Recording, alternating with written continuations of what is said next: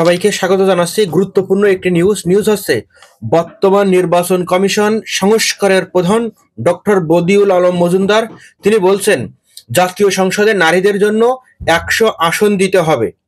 নারীদেরকে নাকি 50টি আসন সংরক্ষিত আসন দিয়ে তাদেরকে নাকি অপমান করা হয়েছে এবং সংসদ আসন সারা বাংলাদেশে আসন সংখ্যা 300, এখান থেকে বাড়ায় 400 করতে হবে এবং নারীদের ওই 100 আসনের নির্বাচন দিতে হবে।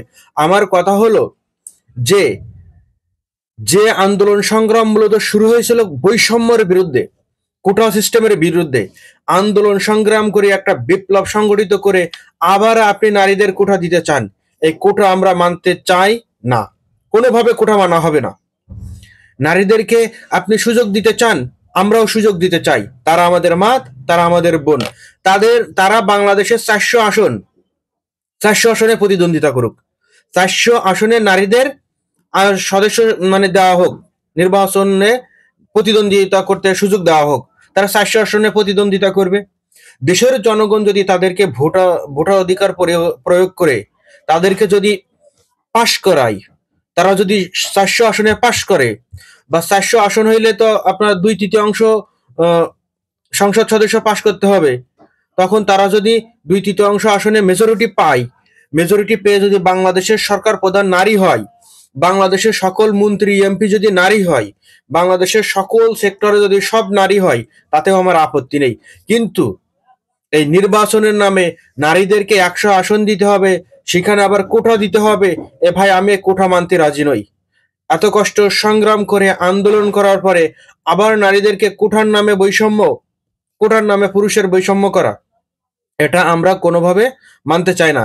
যদি আপনার মনের ভিতরে এই ইচ্ছা থাকে তাহলে অতি দ্রুত আপনি পদত্যাগ করুন, না হলে আপনার বিরুদ্ধেও আন্দোলন সংগ্রাম হবে।